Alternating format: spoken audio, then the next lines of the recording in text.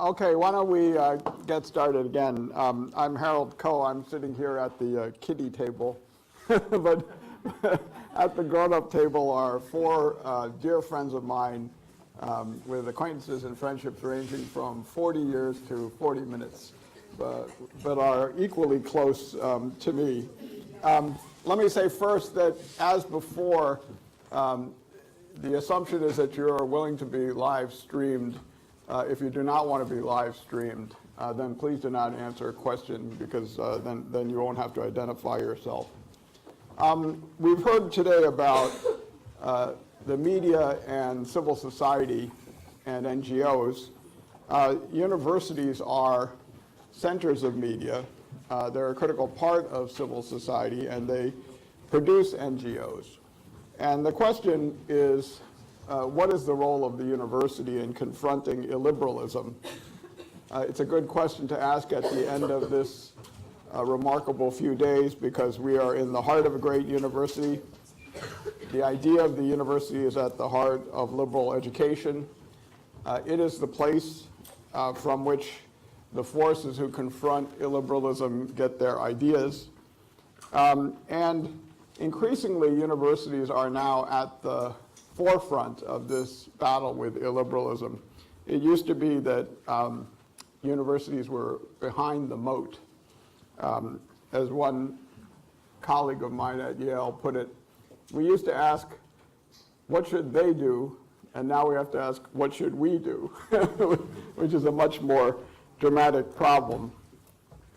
The question in particular is, how do we bring human rights issues out of the ivory tower and into the small places close to the home, as Secretary Clinton suggested?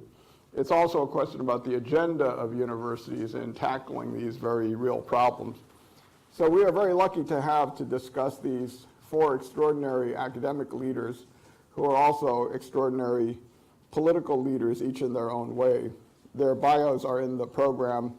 They are Pratap Mehta, the Vice Chancellor of Ashoka University in India; Michael Ignatieff, the Rector and President of Central European University; from Oxford, Louise Richardson, the Vice Chancellor here; and from NYU, the founder of the Global University there, John Sexton, who also helped to create campuses in two societies that have become very well known, NYU Abu Dhabi and NYU Shanghai. So I wanted to start by asking, how is your university confronting the threat of illiberalism? And I thought I'd turn first to Michael Ignatieff, for whom this is a very real and immediate issue. Thank you, Harold. This is a very distinguished team to be playing with, and so I'm very grateful to be here. And I've been thinking, I've been occasionally asked to give a keynote, and when I give a keynote, I give the keynote and go. We've got someone here who gave the keynote this morning, and she's still here. I mean,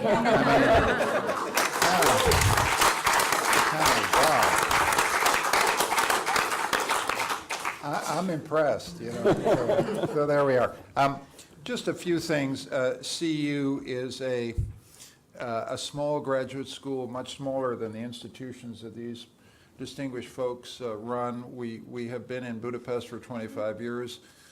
We do master's and doctoral training in the humanities and social sciences. We provide this training to people from over 100 countries, and we are trying to stay in Budapest, and the Orban government passed a new law on higher education that was directed at us and that required us, first of all, to establish a campus in the United States if we were going to stay, and secondly, to have a bilateral agreement between our originating state, in this case the state of New York, and Hungary if we were to continue. We sought an agreement with the government of Hungary, and it has sat on the Prime Minister's desk for 15 months. So we're sitting there at this moment in a situation where, if I can't get this agreement sorted out on the 1st of January 2019, I can't accept new students.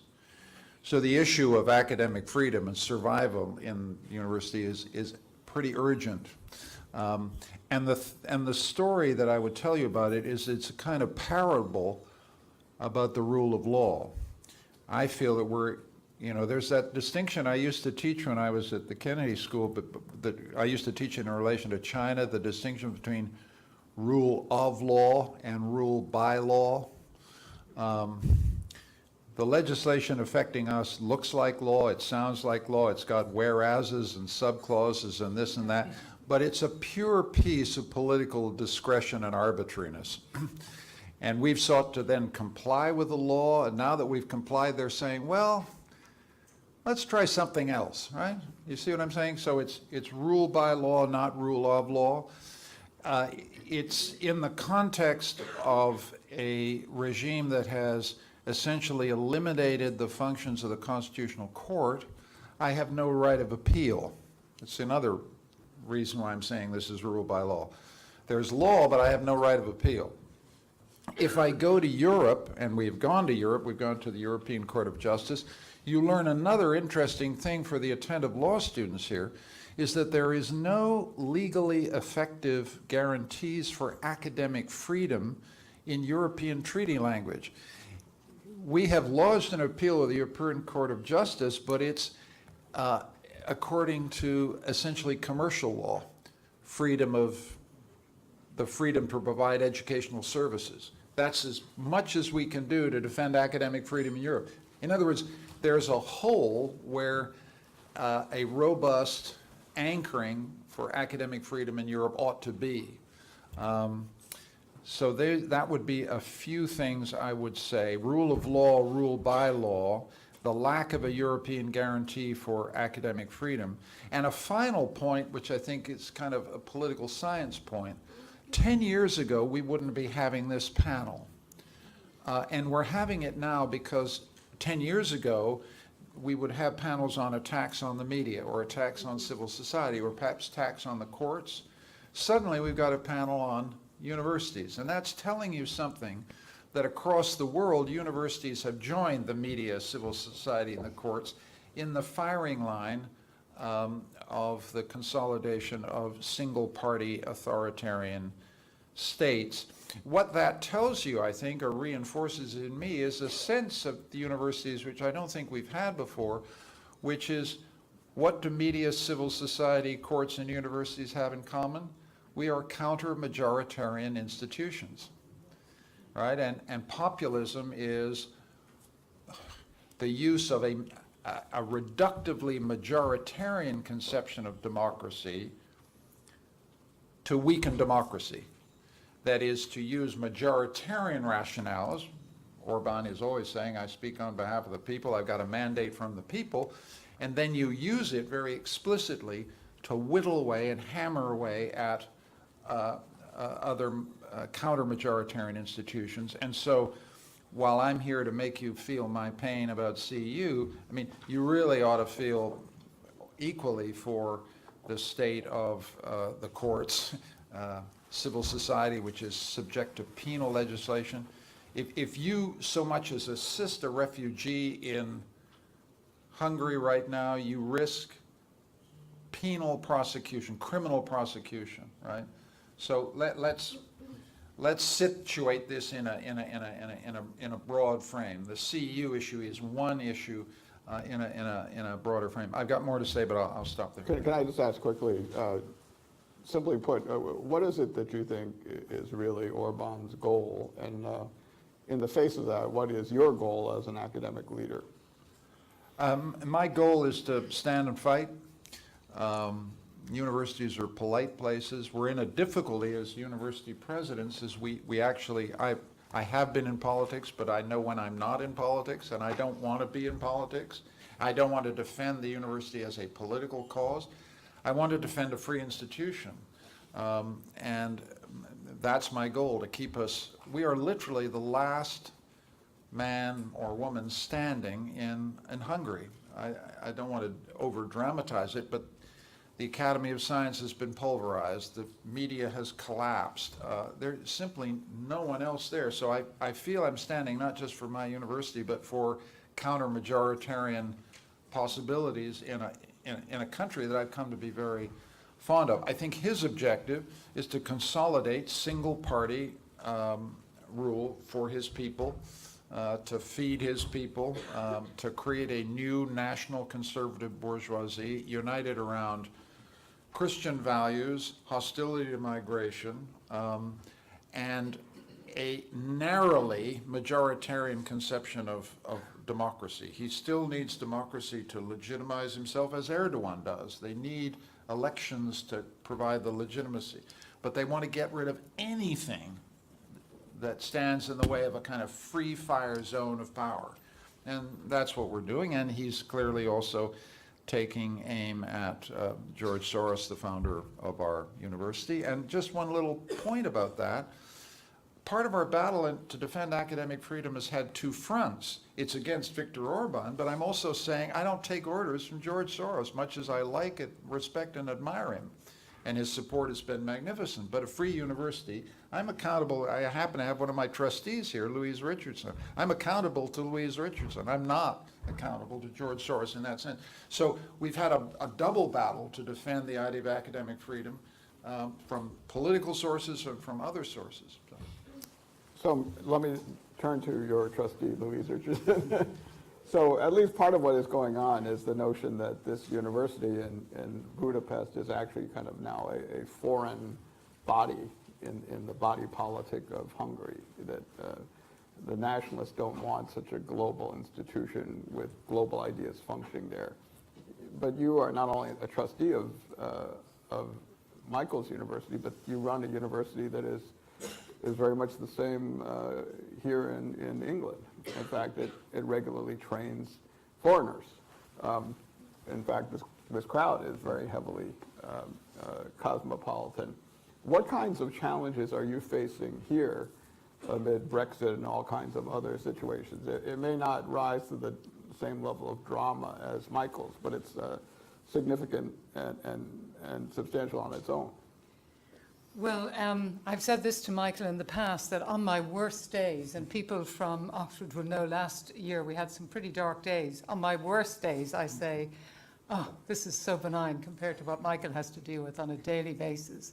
And I say this not because I'm a friend of Michael's or a trustee of CU, but I think the extraordinary and exemplary way he has responded to this completely ferocious and unprincipled attack is admirable, and he's defending not just CEU, but he is defending academic principles everywhere. And if I were to be completely honest, I'd have to say I have been somewhat disappointed that other universities have not been more fulsome in going to the defense of CEU. Michael is more generous and would say, of course, there have been, and indeed there are many people in this institution who have been. But the leagues of universities generally have sought to avoid getting involved with something they think is politics. And I find that quite troubling. So none of the difficulties here that we face here can compare with those faced by CEU in Hungary. Having said that, we do have a few difficulties, and you mentioned one of them, being Brexit. And there might be people here who would challenge the notion that Brexit is a symptom of illiberalism, but I think it is. I think one of the main reasons for the referendum result was precisely a fear of foreigners, a sense that immigration had gotten out of control, a desire to return to some halcyon mythical past, which was familiar and comfortable. And that poses real problems to us as a global institution. 64% of our graduate students are from outside the UK. About a quarter of our academics are citizens of the non-UK EU. And they are an intimate part of this institution. And we've never separated or even identified people by nationality before, and suddenly we have to. And they're living under a degree of considerable uncertainty, and as indeed are their families. And so we spend a lot of time trying to persuade them that that there will always be a place for them here, that they will be able to get funding for their research here, that they are as much a part of Oxford as anybody of any other nationality. But we have been fairly dismayed by the lack of progress on negotiating Brexit. It doesn't match our dismay on the vote to begin with, but that's a real threat. The other serious threat to the work we do is the access to the network of research collaborations across Europe. This is partly financial. We get about £75 million a year from the European Research Council, but much more important than that, it's the network of collaborators across Europe. It's the exchange programs of students like the Erasmus program. These are under real threat from Brexit. We still don't know what the parameters are going to be. We still don't know what the impact of Brexit will be on our staff, on our research, and on our European students. And But that's if on significant. March 29th, or with a delay a little bit later, the UK leaves the European Union, you will still have to enforce the laws of the UK within this university. What will that mean in terms of segregation of students, segregation of faculty? Well, it depends completely on what the parameters of the withdrawal are. We tend to assume that in the way of Britain and the EU, there will be some fudge down at the 11th hour, that will enable us to, will enable our European citizens to stay, and will enable us to access European funding and research collaborations on much less good terms than we currently enjoy, and we won't be able to define the criteria by which research is judged. And at the moment, it is research excellence, which is in the interests of European science. It's in the interests of this institution and all major research institutions. But there are many other criteria that could be adopted instead, like geographic diversity, for example. So if we crash out, it would be a catastrophe for this institution. But we're hoping that we won't crash out. We are spending as much time as we can lobbying the government to ensure that we don't crash out. And we're hopeful that we won't crash But out. how do you answer the people who say, well, Oxford has gone too global? It should be for Great Britain, and many professors would like, British professors would like to teach here, and many British students would like to study here who can't study. Their places are taken by foreigners. Why don't you use this opportunity to do more for the UK? Well, I would say two things to that. Over 80% of our undergraduate population are in fact British, and that is what people tend to think of when they think of universities. But the second thing I would say, look at the problems that you face in your life. It's cancer, it's heart disease, it's terrorism, it's climate change. None of these problems are peculiar, can be confined within national borders. The only hope of solving them is bringing people together. These problems cross borders, and the best chance we have of addressing them is by bringing people together from different nationalities, different disciplines, working together to find solutions. So, John Sexton, when you became president of New York University, it was considered largely a local university. And not only did you make it a global university, but then you actively went out and created new campuses in illiberal societies, which could be either oases of liberal arts in illiberal societies or have a broader liberalizing agenda. Can you talk about what you learned in that journey? Well, let me put this, if I may, in a little bit broader context, and then get to your point, because I don't think my answer to your question could be understood if the broader context as I see it. In 40 years, you never answered the question I asked you anyway. Yeah, I am the 40-year friend. Don't start now, John. Go ahead. And Harold was in the very first law class I taught, and I won't say he was the star of the class, but he has become the star of the class. In any case, it's interesting because that was in the 1970s, and a couple of the comments that have been made reminded me of phrases that I wouldn't have thought to use if it hadn't been for the comments that Michael and Louise have made.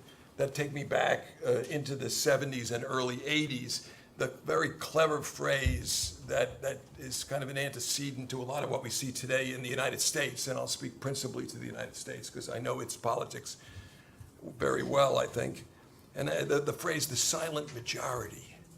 What a great phrase, you know, I mean, and just think about that as an epistemological matter. You can't disprove that the silent majority is out there. It's almost taking the mantle of democracy and appropriating it to whatever you want.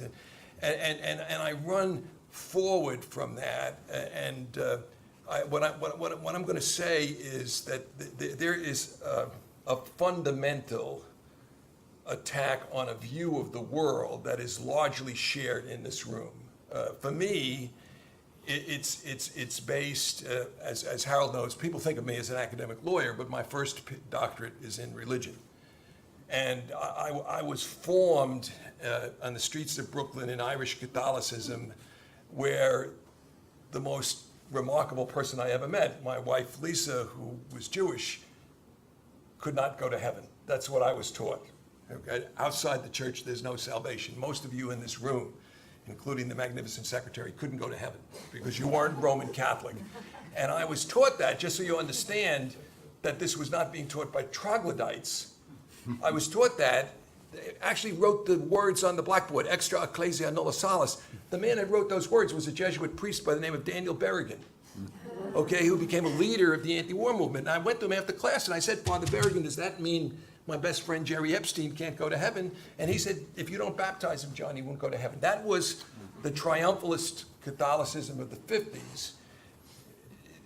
Happily today, you know, just a few months ago, I was able to participate with 25 faith leaders in a conference that carried forward the work of John the 23rd and Terre de Jardin. For me, the world is at this moment where, for various reasons that I think everybody in the room knows, we're at an inflection point. How are we going to react to the compression, the miniaturization of the world, and the presence of everyone else in the world in our lives? Not just economically, that's the most, it's to me, surface matter, but how are we going to react to the other, you know, as Michael put it a few moments ago, in our lives.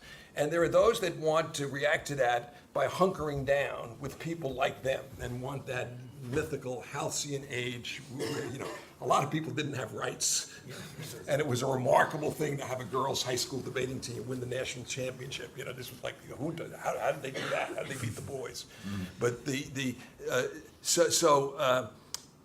some people want that and want to erect all kinds of walls as a metaphor. But others see the great joy of diversity, that spirit that John the 23rd inculcated in us theologically. And that's the inflection point I think the world is at. Now, here enter universities. Now, universities have been the thought carriers. See, what I think is going on is an attack on thought. You know, is it ideological capture because the vast majority of the people in this room and on this campus and on the campuses of the schools represented here believe that climate change is occurring?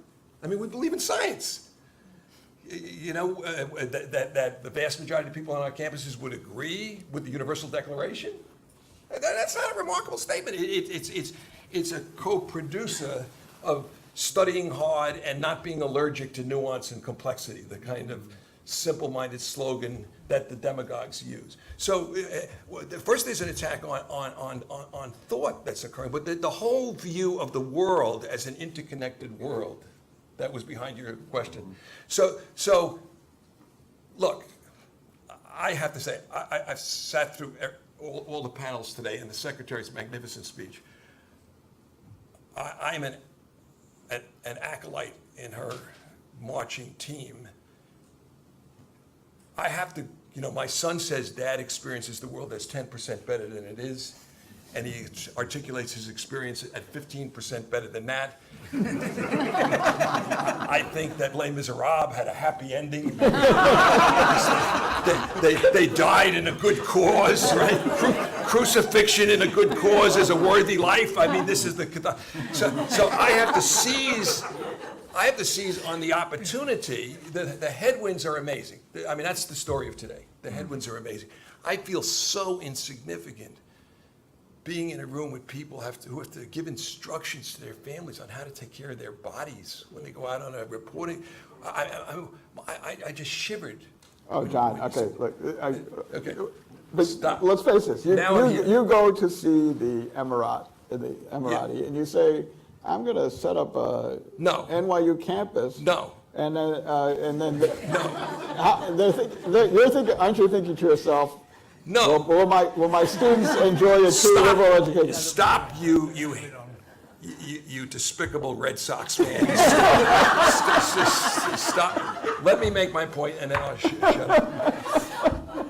So, I embrace the possibility of the world that the Secretary described at the end of her speech. It's the headwinds are strong. For me, it's Pascal's wager. And if we give up, if we in this room give up, guess what? It's not going to happen. So we've got to keep putting it on the line. I happen to be lucky enough to come from a city that has a neighborhood for every country in the world inhabited by people that were born in that neighborhood. And when I'm trying to figure out, is it a worthy life to devote what turned out to be 14 years of my life to making this university into something it could be, or at least putting that on offer to faculty and others. Luckily, a friend pointed that out about our city. And you know what? You go out into those neighborhoods, you hear the language, you hear the prayers, you hear the music, but you ask the people what they are, and they all say they're New Yorkers. Now that adumbrates for me the possibility of a world that's a community of communities. So the first thing you do is you say, wait a minute, maybe it's a good thing, because we'd always felt inferior to Columbia with their beautiful campus, which now feels to me like a gated community, where you walk out of an NYU building, you step on sidewalk, and you go into those neighborhoods, and you start running buses to those neighborhoods, and then you say, okay, we're sending a bus to Chinatown. Maybe we should go to China for a study away site. And you begin, 2.0 is the study away sites. So as you know, we have 15 campuses in world capital cities where students can go in an integrated way, because unless you own them, you can't integrate them, articulate the courses, have organic chemistry so kids can go with their pre-med or all that stuff. And then the next stage is, wait a minute, if we're going to be the first ecumenical university, we're not in the Arab and Muslim world. And that's what happens, not the kind of crass thing you were setting up. That's what happens, and then you look at where you might do it.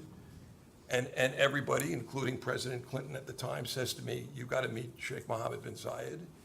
And you begin to study about Abu Dhabi, and you find out about the leadership, and you say, look, this is an oasis there.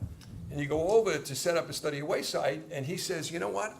I believe this stuff about idea capitals in an integrated networking world, and we've been blessed, and I want to train the leadership of a global civil society. And I'll fund it. You go find them in tribal villages or whatever. And can we create a school as good as any other? And I said, I don't know, nobody's ever tried to do it in a short period of time. He said, what's your biggest risk? I said, I think that one or the other of us will compromise excellence. That all admit A- students or send A- faculty over, or that you'll cut a corner. You'll say, well, we can't have that machine in that lab that's necessary to attract that scientist. And he said to me, if you don't cut corners, I won't. And that was the beginning of NYU Abu Dhabi. But John, what gives you the confidence that you'll change them more than they'll change you? I'm not saying, look, I'm not going to make the mistake of being a triumphalist missionary. Okay, what I'm going to do is engage in dialogue. You've had 9 graduates, including 4 Emirati, come here as Rhodes Scholars already in 5 years. You have an Emirati woman that came here as a Rhodes Scholar in the first group that came over, who's now a minister in the cabinet back there. She has an NYU education and an Oxford education. So, you've taught them. You've taught them. These kids are on mission. I say to them, don't ever let anybody call you an alumnus. You're senior members of a mission. And the mission is to create this ecumenical world. And then the Chinese saw what we did in Abu Dhabi, and they came to us and said, we'll do the same thing. And in each case, we hit the windshield issues. So, I'm on the panel to take this, and I'm very happy to answer any questions, but I'm going to stop talking. Every one of the windshield issues that would come up, who has control over the curriculum, who has control over admission, I've been teaching there for 12 years now. You know that. I teach a course in religion and government. I teach it on Sunday mornings every 2 weeks to NYU Abu Dhabi, and Sunday afternoon I teach it to 20 Emirati students who are getting credit for my course in their colleges. And I teach them, then the first day I say, what I want to teach you is a healthy disrespect for authority. It's a disrespect for authority that has a reasoned basis that can engage in dialogue. And when the first group of Emirati students went to the palace to get their certificates at the end of the first year program, Sheikh Mohammed bin Zayed looked at him and said, if one of you learned that lesson, I'd give up a day's production of oil. And you've taught them, and you've taught them human rights, you taught them international law. I mean, so what I'm trying to do is engage in dialogue with the peoples of the world in this ecumenical spirit. That's why I had to give that long answer. I'm sorry. So I'll keep quiet until Harry Kyle calls for me again. But I'm going to miss you. Until recently, you were more a consumer of education in various global universities and a purveyor of, as a professor. Now you are actually running a university in India. Why do you think this moment in history globally is one where this problem with illiberalism is rising? What is your perception on that? I think there are a couple of things to be said. One, I think if I may just be allowed a prefatory remark following up what John Sexton said. I think one of the things that's very important for universities, I think, to recognize at this moment is that the conflict between liberalism and illiberalism is cutting through every society. This is not a geographically mapped on conflict. And I think one of the worst things we did to liberalism was kind of construct this idea that sort of Europe had an unreconstructed history of, or Whiggish history of liberalism, and the rest of the world didn't. I mean, one very simple incident, actually even from the NYU Abu Dhabi campus. When you begin a conversation like liberalism is a Western idea, secularism is a Western idea, just ask one question in any society, even in Putin's Russia, even in China.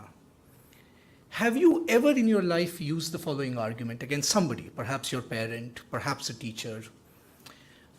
Please don't ask me to do this. I don't agree with this. Has there been ever one moment in your life where you have used this argument? And if you have used that argument, all you have to do is extend that courtesy to everybody, and you're on the path to liberalism. So I think this is a conflict that's, I think, running through all our campuses, all our societies in different ways. We have our liberal moments and we have our illiberal moments.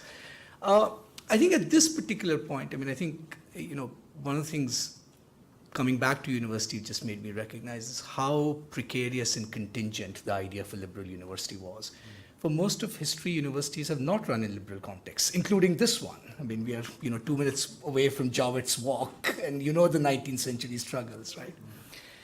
And as far as I see, I think there are 4 issues, I think, in the politics, which also then map onto the organizational structure of the university. I think the first is the structural one, which is, I think, as Michael rightly said, in order for universities to flourish, you need to be insulated from both state power, but you also need to be insulated from a kind of crass commercialization of knowledge.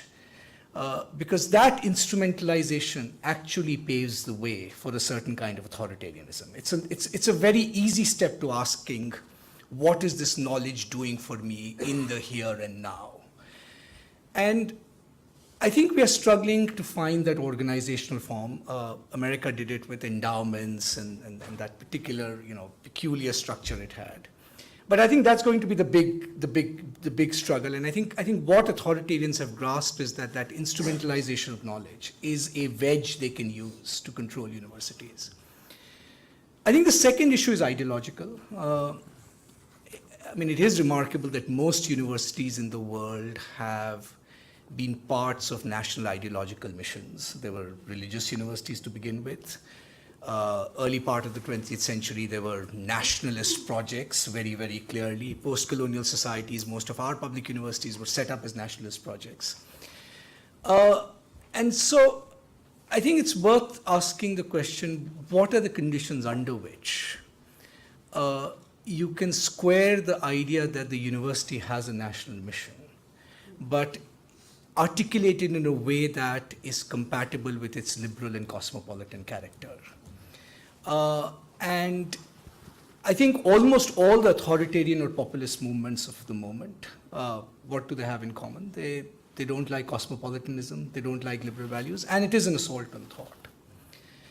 I think the third feature of the university, and I will say this, I think, in present company with sort of due humility, is I think there was a moment where universities were seen as the site which mitigates the effects of social inequality, right? That what universities don't do is reproduce the social inequality that's out there. I actually do think in the last 10, 15 years, the public debate on particularly elite universities have shifted, which is they're more and more seen, whether this is true or not, we can debate. But ideologically, it's been very easy to construct these universities as elite bastions, even if they're inclusive in terms of racial diversity, religious diversity, where they've had enormous success. But fundamentally, these are mechanisms for the site of reproduction of social inequalities that exist outside. I mean, even in the US, if you look at the debates in state legislatures as opposed to the top 10 elite universities, it's a very, very prominent trope. And so society is asking, well, what is this, whose university is it? And I think what populists have done is very cleverly combine the nationalist argument with the inequality argument as a kind of general presumption against elitism and intellectualism. And I think we have to politically confront that argument. I think very powerfully. Well, this is a good segue. So if you were asking some of the forces that are rising up, they would say, looking at this panel, this is the problem. That there's a cult of, quote, liberal education and intellectualism, which actually has fostered political correctness. And that what you preach in these universities is actually a philosophy of globalism, diversity, inclusion, multiculturalism, which is in many ways extremely intolerant in and of itself. I saw this, for example, in two recent stories. One was when they had a cabinet shift here with Theresa May. They said, now we have real diversity in the cabinet. That minister read PPE at Wadham, and the other minister read PPE at St. John. And that was then followed by another article saying there's a cult of PPE, philosophy, politics, and a way of talking about things, which is actually, they said, been the problem for Great Britain over many years by training the elite in a particular way of thought that is actually not open to different kinds of contrary ideas. How do you respond to that notion that what you have been offering as an education of openness and open-mindedness is not actually breeding a kind of orthodoxy of its own, pernicious orthodoxy of its own? Yeah, we'll start at the other end and come on down. Two quick things. I mean, the short answer to PP is when I entered Oxford to do PP, I was told that PP was the degree where you don't have to think, you could write about any subject without knowing anything about it. So it should fit the anti-intellectual moment. But I think more substantively, I think two things. One, I think there is a challenge for all our institutions in terms of being able to project the credibility of our missions. I won't succumb too quickly to the argument that liberal tolerance has itself become a form of intolerance. I mean, we know all those social theory moves and all those rhetorical moves. I think it arises in a very specific context when our administrative practices actually betray debate and discussion. And I think sometimes we have tripped up as universities. I mean, we can go into specific examples, but I think it's best to kind of begin by acknowledging that in terms of the protocols of who gets to speak, what are the norms of speaking. Sometimes we trip up, and it's been very easy for opponents to liberalism to kind of hoist us on our own petard, partly because we are also susceptible to the charge of hypocrisy more easily than they are, right? I think the second thing, which I think is a bigger challenge for us, which is, when our university started, Ashoka University, in the Indian context, we used to use this phrase a lot, critical thinking. And it's a phrase I like. It's a commitment to education that I believe in. But I've increasingly come to the view that I think critical thinking is itself not enough. It's a starting point. And if you look at sort of, let's say Kant's notion of enlightenment, I mean, the famous essay, What is Enlightenment? There was always two things going on there, right? One is the courage to think for yourself. But the other is a very disciplined responsibility to try and figure things out in a way in which you can actually communicate to all people reasoning fairly and equally. And I think in the social sciences and humanities, we have, I think, failed to communicate to the general public as effectively, I think, of what the second part of that vocation means. This is not just a bunch of theorists kind of just, cooking up arguments just for the heck of it or something. There is a kind of discipline and a sense of responsibility behind, I think, what they are doing. So I think there is a discussion to be had about what our academic protocols are that are preventing, I think, a much more effective communication of that second part of the responsibility, that think courageously, but also think in a way in which you can actually defend in a reasonable way what you're arguing. Louise? Well, I think I'm probably running the only institution which actually offers PPE, so sorry about that. Look, I think university education generally, is the best form of social mobility that we have. I know no better engine of social mobility, so I don't think we should knock that. And if you look at some of the prime ministers who've studied PPE, it was precisely the fact that they got this education that enabled them to make the journey from where they began to where they had their distinguished careers. I do think it's an entirely legitimate complaint that there isn't enough ideological diversity in universities. And I really don't quite know how to solve that. And so, but I think we have to address it. I think it's a legitimate criticism. What was that description of the University of Michigan as a basket of liberal craziness in the eyes of the entire state government there? And I think that there's a kernel of truth to the criticism that there's too much ideological uniformity in universities. So I would concede that point. But I wouldn't, and I would also concede the point that as this institution and other elite institutions have not done as much as we should to reflect the diversity of the community outside the institution. I think in our practices, I don't think our admissions are nearly as bad as they're painted, but the reality is that we reflect the social inequalities outside the university and socioeconomic terms, racial terms, regional terms, you name it.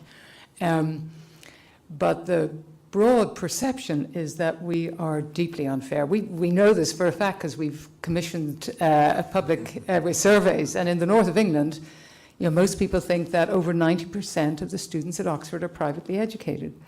A more troublesome poll recently, I'm not sure if I want to make this public because it's so damning, but anyway, it surveyed politicians, and let me just say that most of them also think we are very unfair in our admissions practices, don't trust us to be fair in our admissions practices, and have have views of our admissions that are completely contrary to the reality. This is our fault. I mean, we have to be out there communicating, as Pratap said, much more effectively than we have done, because it's also ethically, because I do believe that education is the best form of social mobility that we've got, and we have an interest in attracting the best students, the most ambitious students, the most creative students, but also pragmatically, if we are perceived to be unfair, it will just make it so much easier for politicians to continue to attack us or to use us as a whipping boy. So we've got to figure out a way to communicate much more effectively than we have done. John? And so this is not a dissenting opinion. I wish I could be as eloquent as my two colleagues have just been. So I embrace completely what you say, but it's in the form of a concurring opinion, pushing back a little bit. A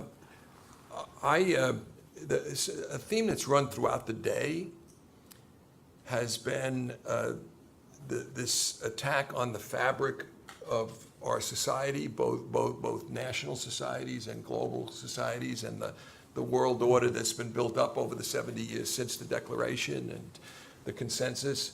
And the word that's come up again and again and again is distrust.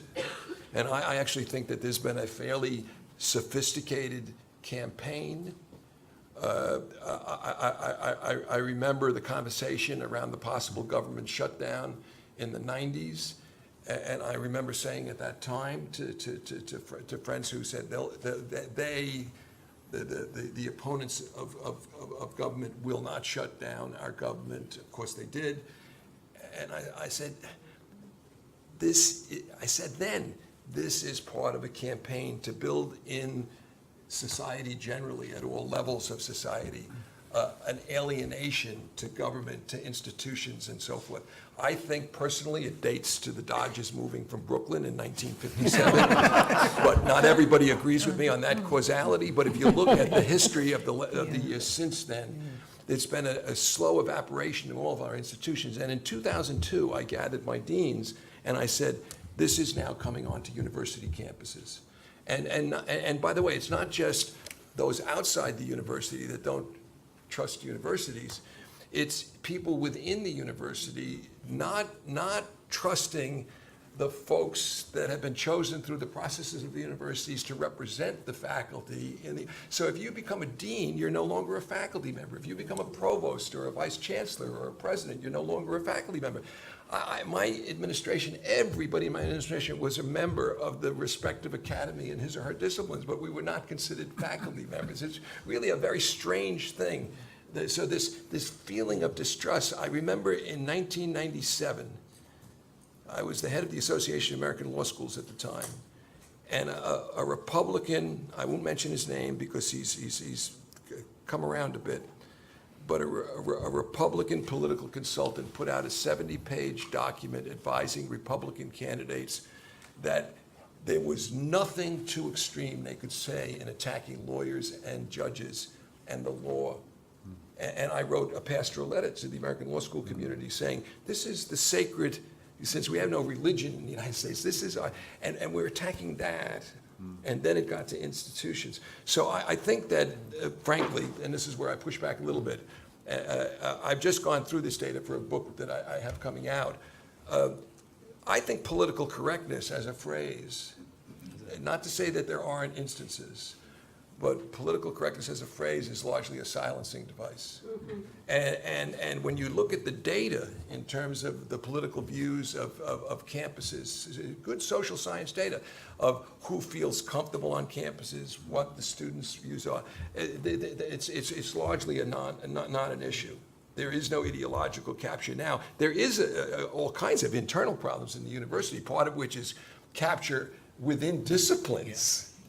Okay, and you know, this day, 2 days after NYU had a Nobelist named in economics, it's not clear that that person who is a professor at our School of Business would have been appointed in our school, in our Department of Economics. So, you know, there's all kinds How of work. about now? Right. Will you have a shot now? Well, we have 4 Nobelists on campus in the last 10 years in economics, and 3 of them are in the School of Business. They have affiliated appointments, of course, in this Department of Economics. But I'm making that point only to say we got a lot of work to do. And if we're going to be the antidote that I'm hoping we will be in response to the call that we were given this morning in the keynote, because I do think we are the last best hope. as Michael said. And if you think about it, what do? We build on previous ideas. We build for everything subject to scrutiny. There is no orthodoxy. We think for the long term. All these are the things we have to get society back to doing. But I think we have to be very careful about buying into a rhetoric that accepts some of the major premises that then make some people feel they're frozen out. And I come from a family where a supermajority of people have not gone to college. My own family, anyways, but when you get my cousins. So I understand, and these are smart people and good people who have chosen a different path, and they don't trust us. They've been taught not to trust us, and we can't buy too much into the rhetoric. Michael? Not much to add. We're attacked from without, and I'm in the middle of a battle from without. And the attack from without feeds on attacks and weaknesses from within. We're making some mistakes in within. I think we're less pluralist, less tolerant and open than we should, and some of our disciplines encourage tyrannous kinds of fashions. I mean, I'm old enough now to remember intellectual fashions that gusted through the university, took over everybody's brain. You could only speak a certain way, and now they've gone 20 years later. You can't believe what they did to your brain cells.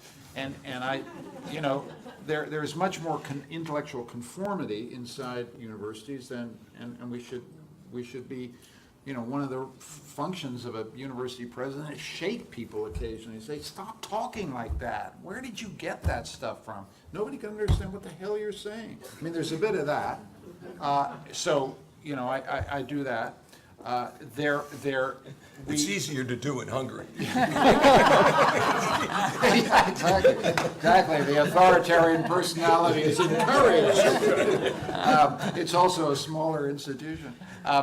But I also take your point that it is a bit rich to be accused of political correctness and a lack of pluralism by a regime, in this case Hungary, whose strategic object is to reduce pluralism to zero in Hungary, right? So the bad faith, this is I think your point, the bad faith with which the political correctness argument is made should mean that we should stop, beating ourselves on the chest here and defend the thing that we have to defend, which is that if you want a society that tries to base its collective judgments on the basis of knowledge, there's one place you have to come for knowledge, and it's where we live and work, and we have to defend that robustly, courageously, and unapologetically.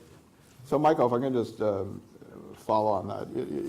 You wrote the definitive book about Isaiah Berlin, who was really kind of a dominant force, intellectual force in the Anglo-American world at a time when probably nobody remembers who the vice chancellor of Oxford was. I mean, his thought pervaded the university. Now that you are an academic leader, what do you think is the job of the academic leader? It's very hard for the academic leader to be the Isaiah Berlin of the institution. So what should you do? And that's obviously a question that runs to all of you. I think understanding some of the issues that Pratap put out clearly, I mean, that is making sure that we don't allow knowledge to be instrumentalized, that we don't allow knowledge to be relativized, that we stand clearly for the idea that there's such a thing as knowledge. It's extremely hard to find. It requires discipline in all the senses of the word discipline. And it requires a very relentless commitment to personal and intellectual integrity, which is damn hard. And there's something noble about the university that we all love because it's given us lonely hours in our lives. I think every graduate student in the room will think of the lonely hours where you think, I could take a shortcut here, or I get this right, and I've got to decide to get this right. I felt that's when we were doing our job as institutions, everybody gets to that lonely hour when you have to stay true to the discipline, to the truth of knowledge. And then as a leader, your business is to get everybody focused, that they don't duck that lonely hour, that they face it squarely and say, I'm going to try and get this right as well as I can. Because as you get older, you look back on the books you've published and you really want to be able to open them without embarrassment. You know, you want to look at them and think, that was okay. I mean, I can see that I could have done better, but at the time I couldn't have done any better than that. That was the best I could do. And that sense of getting your institution to care about that, as opposed to the budget, as opposed to this hire or that clever little thing, but focus on that vocation is hard. And I find it difficult because, there's 27 damn things you have to do as a university president, but this is the one that matters. So. John? So I think, we each do it our own way, and I specialize in surrounding myself with people that are more talented than I am, which some people would say is not hard, and scaring them that if they don't work hard, I'll mess up really bad. And then what I am is I think what my vantage point on the leadership that we can bring, because we're not in a command and control environment, right? And the better the person, the less command and control possibility you have, right? So I call it evocative leadership. We're possibilitarians. We try to notice what the institution we're leading can be. The metaphor for New York being, one example of that, with the global network that you led me to. So you notice, and then you try to, you do that by listening carefully to the faculty, trying to see what they're doing, what the assets are, and then you tell a story of that. You put it on offer, and you listen for the reaction, and you change the story, and as long as it's a story that you feel comfortable devoting your life to doing, you stay as president, and when it's not, you stop being president. You go back to being a faculty member, which I can tell you, having been doing that now for the last year and a half, is like the most wonderful world. And I was right 60 years ago when I became a faculty member. I think we have limited power. I think Michael put keeping your eye on the core in essence right at the center, which it should be. But then when you get to what this institution can be, I mean, it's different if you're in his situation or my situation as opposed to Louise's. I mean, this place has been around a while. I don't know if you noticed. You have to, each person has to do it in a way that makes him or her comfortable. But I think essentially we're charged with calling our institutions to their possible place. Louise? Well, again, I think it depends both on the individual and on the institution, because the last institution I led was very, very different from this one. It was very centralized. So I could have an idea and say, let's do this, and we would do it. It's very different here. We have spent almost 900 years devising a structure to ensure that all authority is devolved as far as possible. So we're the ultimate expression of democratic self-governance, which has many virtues, but has its challenges. So anyway, I see my role more as a captain of a flotilla, just trying to get everybody to point in the same direction. But to articulate the values of the place, because and to bring them out, because I think we tend to forget just how much we share in these institutions. We will have bitter disputes over what are ultimately not terribly important things. And there is so much consensus around the fundamentals, and it's just to remind people of that, to articulate that both internally and externally. And of course, it goes without saying that successful institutions are always more difficult to change anyway, because we're this good. So why should we possibly change anything? But ultimately, you feel a real responsibility to leave the place better than you found, stronger than you found it. I can't add anything to all that's been said. I think at this particular moment, I think it's very important to keep the enchantment of the university alive. That what a special idea it is and what a special kind of place it is. I think we've talked a lot about faculty, but also for students. I mean, I think, you know, this particular moment in their lives at which they come to us, right? All kinds of transitions, the transition from teenage to adulthood, from children to citizens in a literal sense. I mean, they come at the age where they're eligible to vote. You know, what does it actually mean to create a learning in a social environment that this time, which will never come back again in their lives, almost, I mean, very unusual, is a truly extraordinary and special one. I mean, that's the intellectual capital we lived off for 40 years, right? And I think, you know, when you talk to students, most of your self-doubts begin to vanish actually rather fast, I think. You know, we can have these abstract discussions. I'll just share one sort of Oxford story. I shared it at dinner last night, but I think just to give you a sense of how the sense of, you know, vocation has changed.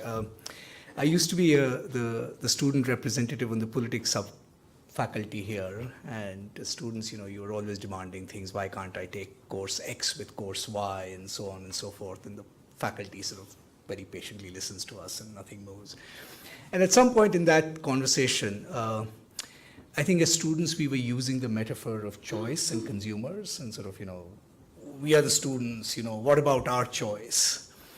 And one very distinguished political theorist looked at us in the eye and says, if you're going to use market metaphors, young man, remember, you are the product of this university, not the consumer. So there was that conception of education as well.